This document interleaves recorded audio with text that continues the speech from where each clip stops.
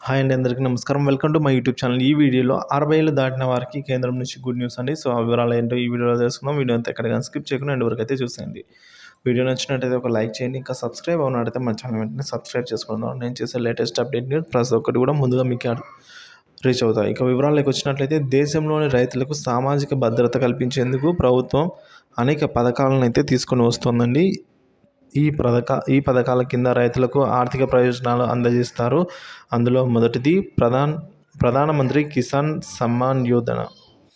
ఈ కిసాన్ సమ్మాన్ యోజన కింద అయితే రైతులకు ప్రభుత్వం ఏటా 36,000 అయితే ఇస్తుందండి. సో, ప్రధానమంత్రి కిసాన్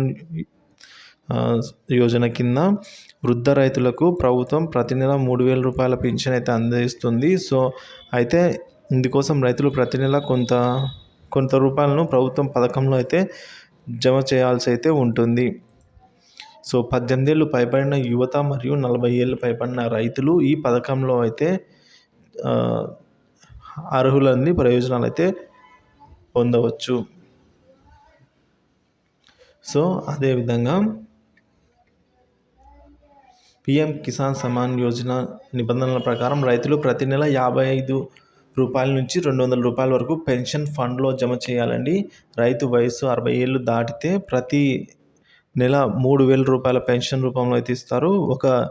ఒక రైతుకు ఇంకా 18 ఏళ్ళు ఉంటే అతను ప్రతి నెల 55 రూపాయలు డిపాజిట్ చేస్తే అతని వయసు 40 సంవత్సరాలు అయితే మీరు ప్రతి నెల 200 రూపాయలు అయితే ఈ విధంగా డిపాజిట్ అయితే చేయవలసి అయితే ఉంటుంది.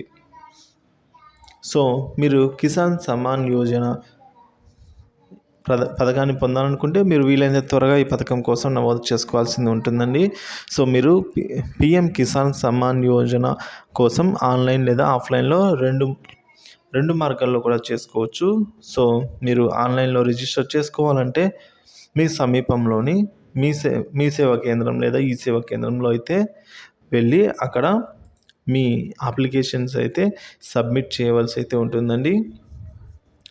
సో, ప్రతి నెల 55 రూపాయల నుంచి 200 రూపాయల వరకు పెన్షన్ ఫండ్లో జమ చేయాలి. సో, ఇదే అండి దీనికి సంబంధించిన rules. Thank you for watching this video.